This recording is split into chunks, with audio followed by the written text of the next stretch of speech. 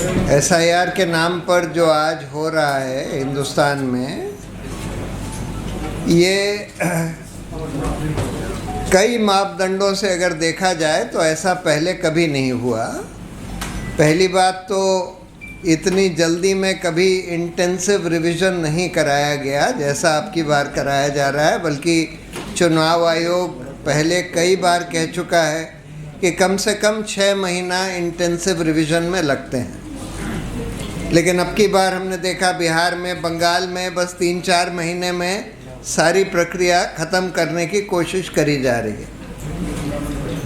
दूसरी बात, संविधान में लिखा है कि इंटेंसिव रिवीजन की power representation of people act में इलेक्शन कमीशन को दी है, लेकिन उसमें लिखा है intensive revision can be done in a constituency और a part of a constituency.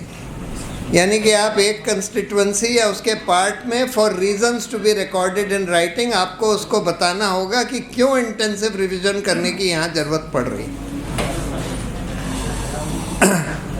इतिहास में एक बार इस तरह का इंटेंसिव रिवीजन हुआ है, उत्तर प्रदेश की एक असेंबली कंस्टिट्यूएंसी के एक पार्ट में, और उसमें इलेक्शन कमीशन ने, जब लिंगडो साहब चीफ इलेक्शन कमिश्नर थे, तो इलेक्शन कमीशन ने बहुत डिटेल्ड रीज़न दिया था क्यों वहाँ की इंटेंसिव रिवीजन यानी कि वोटर्स लिस्ट नए तरीके से बनाने की ज़रूरत क्यों पड़ रही है।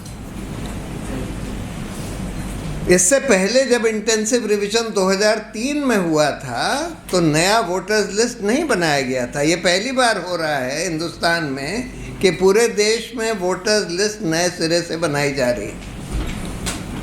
जब 2003 में इंटेंसिव रिवीजन हुआ था तो पुरानी वोटर्स लिस्ट के आधार पर ही डोर टू डोर जाकर बीएलओज वगैरह ने नाम ऐड किए थे, नाम काटे थे। जो लोग मर गए, जो लोग चले गए, उनके नाम काट दिए थे। जो लोग नए आ गए उनके नाम जोड़े गए थे। उस तरह से इंटेंसिव रिवीजन किया गया था। दुर्भाग्य की बात यह है कि जब हमने 2003 की गाइडलाइंस इलेक्शन कमीशन से मांगी तो उन्होंने साफ मना कर दिया कि हम नहीं देंगे। फिर योगेंद्र जी ने किसी तरह से कहीं से खुफिया तरीके से वो गाइडलाइंस निकलवा ली, और उन गाइडलाइंस में साफ साफ लिखा है कि सिटीजनशिप के आधार पर किसी का नाम ऐसे नहीं काटा जा सकता।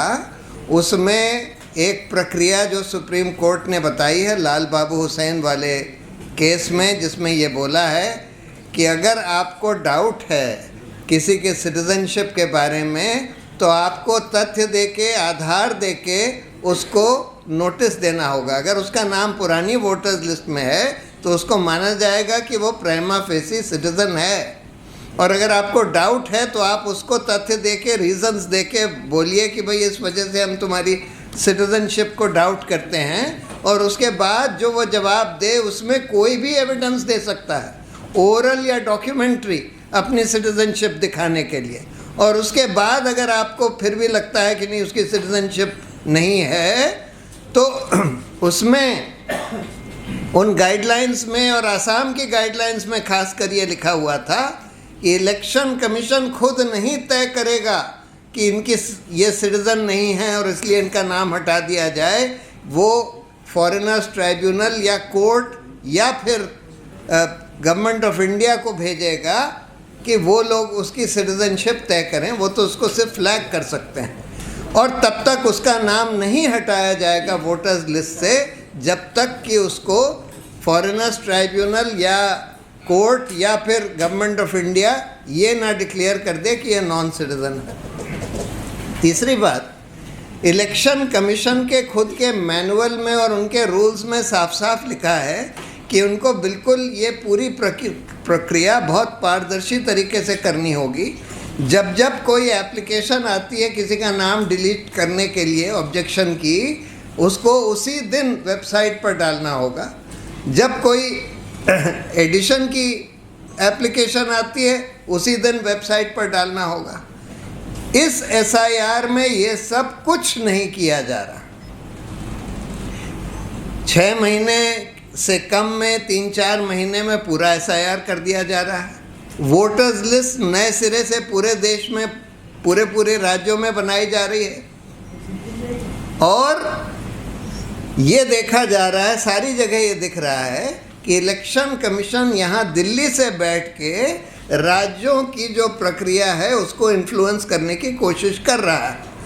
और ये जो लॉजिकल डिस्क्रिपेंसी के आधार पर लोगों को डाउटफुल कैटेगरी में डाल दिया है, अंडर एडजुडिकेशन डाल दिया है, ये तो पहले कभी नहीं किया गया, पहली बार इतिहास में ये किया जा रहा है। और ये पूरा के पूरा जो डाउटफुल लॉजिकल डिस्क्रिपेंसी का सेंट्रल दिल्ली से भेजा गया है। और आप देख रहे हैं कि बिल्कुल अब कम से कम वेस्ट बंगाल में तो बिल्कुल टारगेटेड तरीके से मुस्लिम्स को अधिकतर टारगेट किया जा रहा है कि उनका नाम वोटर्स लिस्ट से निकल जाए। दुर्भाग्य की बात यह है कि इसको चुनौती देने के लिए सुप्रीम कोर्ट में कई याचिकाएं पड़ी हैं, लेकिन सुप्रीम कोर्ट को तो कायदे से इस आधार पर ही एसआईआर को इलीगल डिक्लेयर कर देना चाहिए था कि भाई एसआईआर का जो कानून है वो आपको ये नहीं परमिट करता कि आप पूरे देश में, पूरे राज्यों में नए सिरे से वोटर्स लिस्ट बनाएं और लोगों से बोलें कि तुम लोग एन्यूमरेशन फॉर्म भरो, नहीं तो तुम्हारा नाम ऑटोमेटिकली बाहर हो जाएगा, और उनसे बोलें कि तुम लोग ये 10-11 दस्तावेज दो। ये कभी किसी कानून में नहीं लिखा है। और इनफैक्ट जो एक फॉर्म 6 होता है नए वोटर का नाम डालने के लिए, उसमें लिखा होता है कि आपको प्रमाण सिर्फ 2 चीज़ों के लिए देना है, आप 18 साल से ऊपर हैं और आप यहाँ रहते हैं। कोई भी प्रमाण दे सकते हैं, उसमें ये नहीं लिखा कि किस तरह का प्रमाण, कुछ भी, बैंक अकाउंट का, गैस अकाउंट का, राशन कार्ड का, कुछ भी दे सकते हैं, आधार कार्ड, कुछ भी दे सकते हैं। और सिटीजनशिप के लिए सिर्फ सेल्फ डिक्लेरेशन देना होता है, यानी आपको कोई उसका प्रूफ नहीं देना होता कि आप सिटीज़न हैं, आपको बस असर्ट करना होता है कि आप सिटीज़न हैं, और आपका अगर क्लेम गलत है तो फिर आपके खिलाफ प्रोसिक्यूशन हो सकता है। लेकिन इस सब को छोड़कर नए तरीके से, बिल्कुल अनप्रेसिडेंटेड तरीके से एसआईआर धक्कड़ पेल में जल्दीबाजी में कराया जा रहा है। और दुर्भाग्य की बात है ये है कि सुप्रीम कोर्ट ने उसको नहीं रोका, इसको चलने दे रहे हैं और थोड़ा बहुत लीपापोती करके उसको आगे बढ़ने दे रहे हैं। और तीसरी बात ये कि अगर कोई किसी के नाम अंडर एडजुडिकेशन है और कोई proper fair independent judicial body ने, देखिए आज सब लोग जानते हैं कि इलेक्शन कमीशन का क्या हाल है। इस देश में कोई आदमी ऐसा नहीं है जिसको ये समझ में नहीं आता कि इलेक्शन कमीशन भाजपा का एजेंट की तरह काम कर रहा है। सब मानते हैं कि इलेक्शन कमीशन भाजपा के एजेंट की तरह काम कर रहा है। तो फिर इसके फाइनल एडजुडिकेशन के लिए कोई इंडिपेंडेंट जुडिशल बॉडी होनी चाहिए। अब वहाँ पर बंगाल में उन्होंने कुछ कहा तो है, लेकिन इतनी जल्दीबाजी में इतने सारे नाम के एडजुडिकेशन इस जुडिशल बॉडी से नहीं कराए जा सकते, और जब तक प्रॉपर एडजुडिकेशन ना हो जाए तब तक उनके नाम कायदे से नहीं हटाए जा सकते। लेकिन आज ये कहा जा रहा है कि नहीं, हटा दीजिए, अगली बार जब एडजुडिकेशन होगा या जब कुछ और प्रक्रिया होगी कोई इंडिपेंडेंट बॉडी के तहत, तब आपका नाम वापस आ सकता है। तो ये बहुत ही दुर्भाग्यपूर्ण बात है कि इस तरह से हो रहा है। और जैसे नदीम ने बताया कि, या और लोगों ने भी बताया कि बिल्कुल अब टारगेटेड डिलीशंस करे जा रहे हैं। कहीं कहीं कुछ पोलिंग स्टेशंस पे 100%, कहीं 97%, कहीं 95%, और उसमें ज़्यादातर मुस्लिम्स हैं।